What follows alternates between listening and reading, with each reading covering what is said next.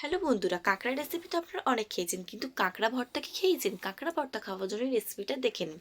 তার জন্য কড়াতে আমরা কিছুটা পরিমাণে জল দিয়ে তার মধ্যে হলুদ গুঁড়ো এবং নুন দিয়ে দিয়েছি। তারপরে কাঁকড়ার ডানাগুলো ছাড়িয়ে ভালো করে ধুয়ে নিয়ে ওই জলের মধ্যে দিয়ে দেবো এটাকে আমরা সিদ্ধ হওয়ার জন্য।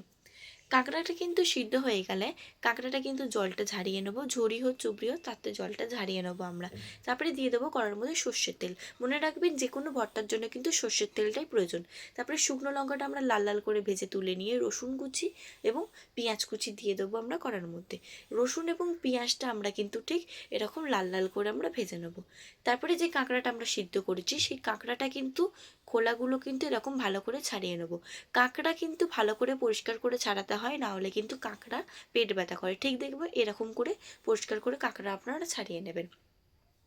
তারপরে যে শিলনোড়া হয় নোড়া দিয়ে বা হামানদিস্তা দিয়ে এরকম ভালো করে আপনারা কাঁকড়াটাকে থেতো করে নেবে, যেন একদম পুরো মিহি হয়ে যায়।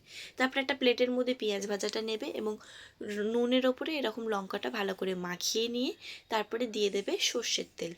তেল, নুন আর লঙ্কা এবং পেঁয়াজ দিয়ে ভালো করে কাঁকড়াটাকে হাত দিয়ে মেখে নেবে। চামচের থেকে কিন্তু হাতে মাখলে কিন্তু বেশি টেস্টি লাগে। এই কাঁকড়া রেসিপিটা আপনারা একবার বাড়িতে বানিয়ে খেয়ে আমাকে কমেন্ট করে অবশ্যই বলবে কীরকম হয়েছে।